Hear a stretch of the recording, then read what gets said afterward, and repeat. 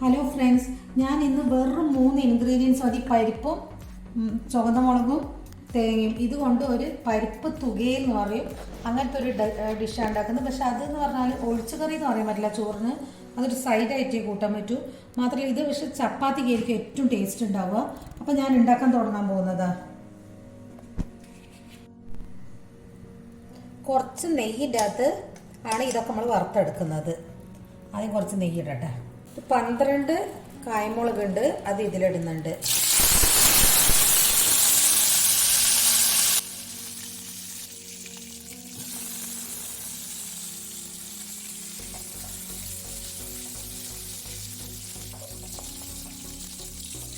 വരുമ്പോൾ പരിപ്പ് ഇടുന്നുണ്ട്, പരിപ്പ് കഴുകി വെച്ചു അത് ഇതിടുന്നുണ്ട്.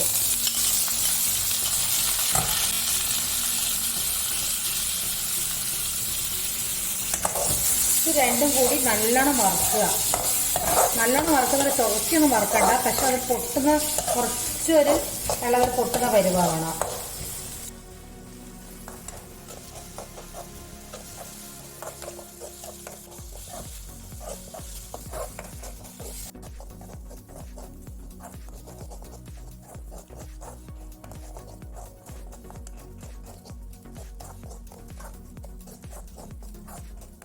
ശ്രദ്ധിച്ചാൽ പരിപ്പൊക്കെ തുള്ളി അതിൻ്റെ വഴിക്ക് പോകുന്നുണ്ട്. അപ്പോൾ തന്നെ പെറുക്കിയിട്ടുള്ളൂ. ഇല്ലെങ്കിൽ എന്താ വെച്ചാൽ വറുത്ത് കഴിയുമ്പോഴത്തേക്കും പരിപ്പൊക്കെ അതിന് ഈ ചിഞ്ഞടിൻ്റെ ചുറ്റും വെച്ച് വയ്ക്കും, ഇതിൻ്റെ അകത്തൊരു സാധനം ഉണ്ടാവില്ല. അതുകൊണ്ട് നല്ല ശ്രദ്ധിച്ച് മെല്ലെ വറുത്താൽ മതി. അങ്ങനത്തെ പരിപ്പ് അത് വറുത്ത് കഴിയുമ്പോഴത്തേക്കും ഇങ്ങനെ കുറേ ആണ് ചാടി പോകുന്നുണ്ട്.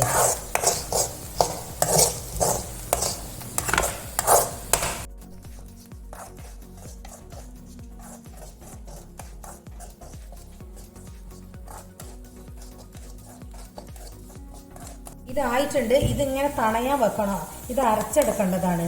അപ്പം ഇത് ഒന്ന് വെടുത്തിട്ടിട്ട് നല്ലോണം തണഞ്ഞോട്ടെ.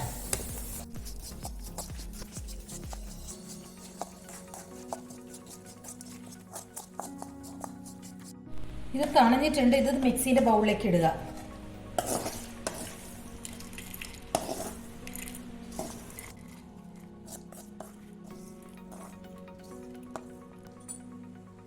കുറച്ച് തേങ്ങ, അതാ ഇത്രയും തേങ്ങയേ ഉള്ളൂ, ഇത് ഇതിൻ്റെ അകത്തേക്ക് ഇടുന്നുണ്ട്.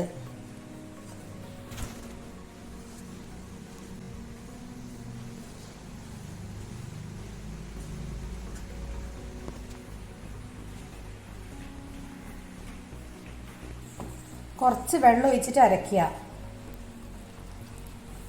കുറച്ച് ഉപ്പ് ഇടുക.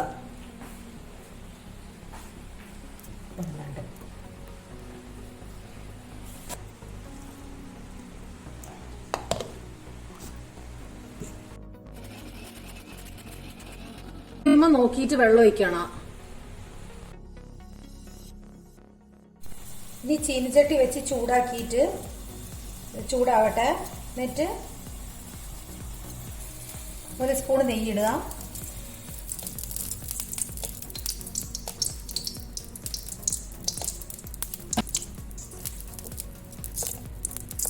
പിന്നെ അരച്ച് വെച്ചത് ഇത് ഇതിലിടുക.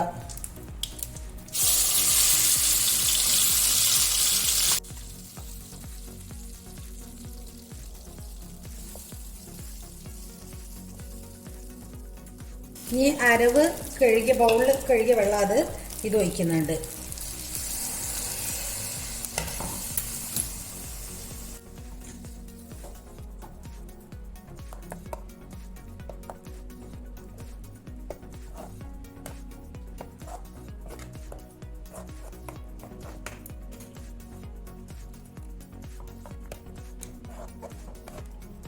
ഇതൊന്ന് തിളച്ചിട്ട് നമുക്ക് ഓഫാക്കാം.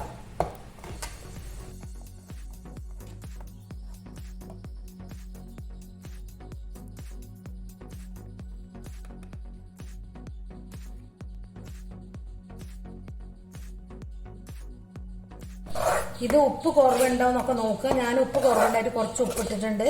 നിങ്ങൾക്ക് മുളക് പൊടി കുറച്ചും കൂടി വേണം, കായ്മുളക് എന്ന് വെച്ചാൽ വറുക്കുന്ന സമയത്ത് കൂടുതൽ എടുക്കാം. ഇല്ലെങ്കിൽ വേണമെങ്കിൽ കുറച്ച് മുളക് പൊടി അവസാനം ഇട്ടാൽ മതി. ഇതായിട്ടുണ്ട്, ഞാൻ ഓഫാക്കുന്നുണ്ട്. ഇതുപോലെ എല്ലാവരും ഒന്ന് ഉണ്ടാക്കി നോക്കുക.